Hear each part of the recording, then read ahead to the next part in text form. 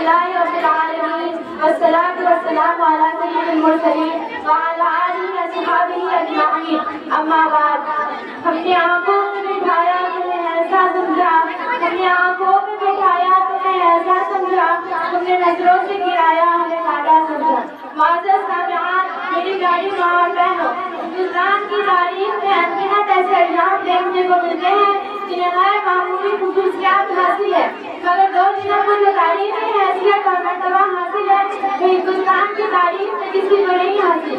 معلوم ہے وہ دو دن کون سے ہیں جنہیں یہ امتیاز ملا ہے۔ ان میں سے ایک 15 اگست کی صبح ہوتی ہے جب افق آسمان پر سورج جلوہ کمر ہوتا ہے اور اس کی حسین کرنوں کی سنہری چادر میں لپٹی ہوئی ایک تاریخ ہوتی ہے جس کے اور باپ میں خیر و قربانی کی طویل داستان ہوتی ہے۔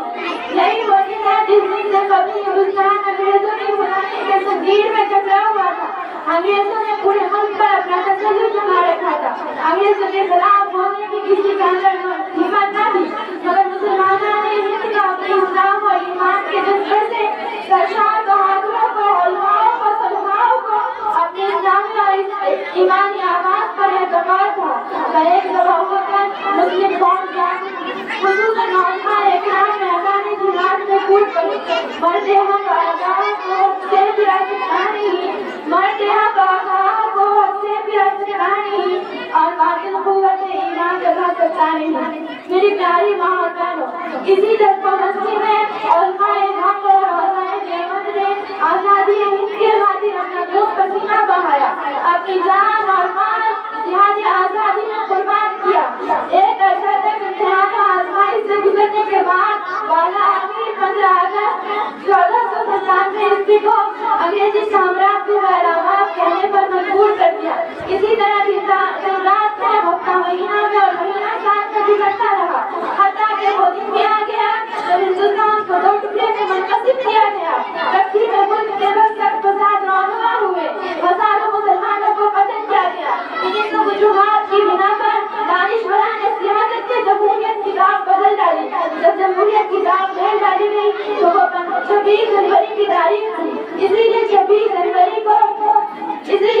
جنوری کو یوم جمہوریہ کہا جاتا ہے اور بتایا جاتا ہے کہ میری پیاری ماں اور بہنوں، 26 جنوری کو آئین ہند کے سینکڑوں دفعات منعقد کیے گئے۔ ہندو اور مسلم کے حقوق کی پاسداری اور ذمہ داری اور اس کی حفاظت پر مشتمل قانون بنایا گیا۔ ہندو اور مسلم دونوں کو ایک ترازو کے پلے قرار دیے گئے۔ اس اہم رول کو ادا کرنے میں سب سے پیش مولانا حفظ الرحمان سیوہاروی تھے، جن کی بدولت آج ہم آئین ہند کے مطابق اپنے حقوق و تحفظ کا مطالبہ کرتے ہیں۔ میری پیاری ماں اور بہنوں، آج کی اس تاریخ میں جمہوریت کے نام پہ جمہوری ترانہ گنگنایا جا رہا ہوگا تو کہیں یہ دعویٰ کیا جا رہا ہوگا کہ ہر شہری کو ہر طرف سے مکمل آزادی حاصل ہے، تو کہیں یہ دعویٰ وزیر اعلیٰ کرتے دکھائی دیں گے، تو کہیں ایم ہے تو کہیں پی ایم۔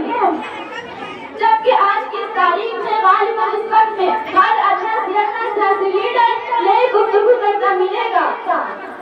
لیکن حقیقت تو یہ ہے کہ آج کے جھوٹے سیاستدانوں نے جمہوریت کے نام پر اس کی دھجیاں اڑائی ہے اور مسلمانوں کا ہر میدان میں استعمال کیا ہے۔ میری پیاری ماں اور بہنوں، اس لیے میں کہتی ہوں کہ جمہوریت آئی تو خون آسا ہوئے، بچے یتیم ہوئے، عورتیں ننگی ہوئی، عورتوں کی عزت و آبرو پر ڈھانکا ڈالا گیا، ملک کے گوشے گوشے میں ہولناک ہنگامے برپا ہوئے۔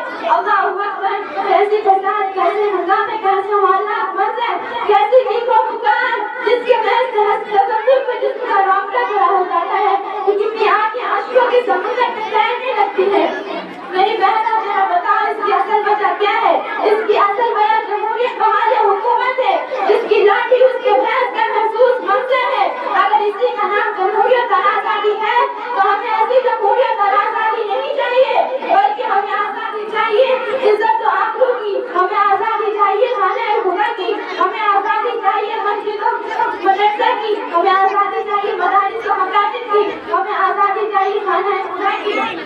میری پیاری ماں اور بہنوں، یا کسی کا نام جمہوریت اور آزادی ہے تو جمہوریت کے نام پر اس کی بدنامی ہے۔